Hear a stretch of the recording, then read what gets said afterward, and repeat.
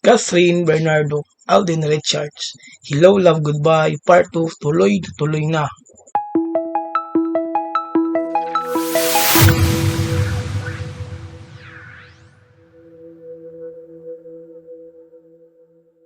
Pinagbawalan umano ni Daniel Padilla si Catherine Bernardo na gawin ang sequel ng Hello Love Goodbye kasama si Alden Richards.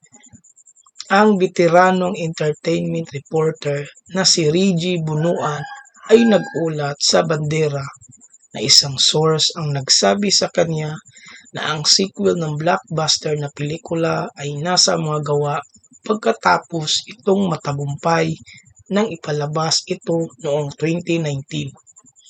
Ngunit pinagbawalan umano ni Daniel ang kanyang nobya noon na si Catherine na gawin ito. Ngayong hiwalay na sina Daniel at Catherine, posibleng nasa gawa na ang sequel. Dagdag pa ng source, ngayon hiwalay na, itunuloy na, wala nang bawal-bawal kay Catherine ngayon. Gagawin niya ang alam niyang makagaganda sa career niya at saka kaibiganan niya si Alden noon pa.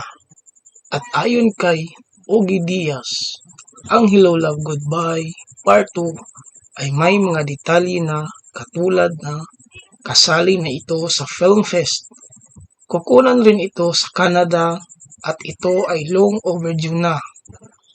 Ang Hello Love Goodbye ay dating top-grossing Filipino movie of all time na may 880 million pesos na kita hanggang sa nangunguna sa 2023 movie ni Dingdong Dantes at Marian Rivera, Rewind, na may 900 million pesos.